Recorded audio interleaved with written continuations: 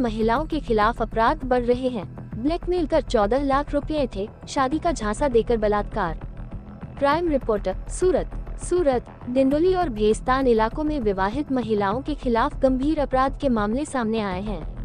एक मामले में आरोपी ने ब्लैकमेल के बहाने महिला का 2 साल तक शारीरिक और आर्थिक शोषण किया, जबकि दूसरे मामले में शादी का झांसा देकर 2.5 साल तक बलात्कार किया गया। पुलिस ने दोनों मामलों में आरोपियों के खिलाफ कार्रवाई शुरू कर दी है, जिससे महिलाओं के खिलाफ बढ़ते अपराधों को लेकर चिंता बढ़ रही है। डिंडोली में ब्लैकमेल और बलात्कार का मामला। डिंडोली पुलिस थाने के अधिकारियों के अनुसार माधव रेजिडेंसी निवासी प्रवीण रंजीत भाई पवार आरोपी ने 2.5 साल पहले एक विवाहित महिला से दोस्ती की थी। होली के त्योहार के दौरान उसने भांग से बनी कोल्ड ड्रिंक में नशीला पदार्थ मिलाकर महिला को बेहोश कर दिया और उसके साथ बलात्कार किया। उसने घटना का वीडियो भी रिकॉर्ड किया, जिसके जरिए वह महिला को ब्लैकमेल करने लगा। आरोपी ने वीडियो वायरल करने की धमकी देकर 2 साल तक महिला का शारीरिक शोषण किया। वह उसे वेजू, अल्थान और दमन के होटलों में भी ले गया और उसके साथ शारीरिक संबंध बनाए। इसके अलावा वीडियो डिलीट करने के बहाने उसने महिला से 3.70 लाख रुपए नकद और 10.30 लाख रुपए के गहने, कुल 14 लाख रुपए लिए।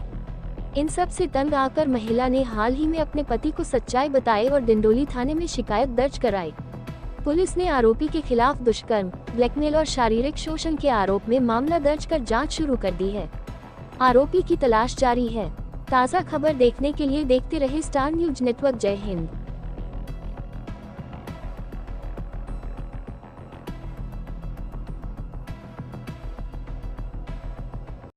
जी सर। અત્રેના ઝોન 6ના આઈ ડિવિઝનમાં આવેલ ડિંડોલી પોલીસ સ્ટેશન ખાતે ગતરોજ તારીખ 17/9/2025ના રોજ આઈપીસીની કલમ 376(1), 376(2)N તથા 506(1) મુજબ બળાત્કારનો ગુનો દાખલ કરવામાં આવેલ છે।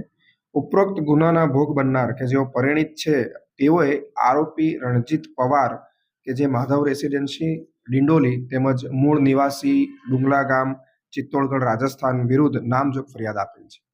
ઉપરોક્તના બનાવની વિગત એવી છે કે આ આરોપીએ ગત વર્ષ 2023માં હોળીના દિવસે મહિલાના પતિની સાથેની મિત્રતાના લાભ ઉઠાવી મહિલાના ઘરે જઈ તેણીને ઠંડાઈમાં નશીલું પીણું પીવડાવી બેભાન કરીને તેની સાથે બળજબરી શરીર સંબંધ બાંધેલો હતો તથા તેનો વિડીયો બનાવી લીધેલો હતો।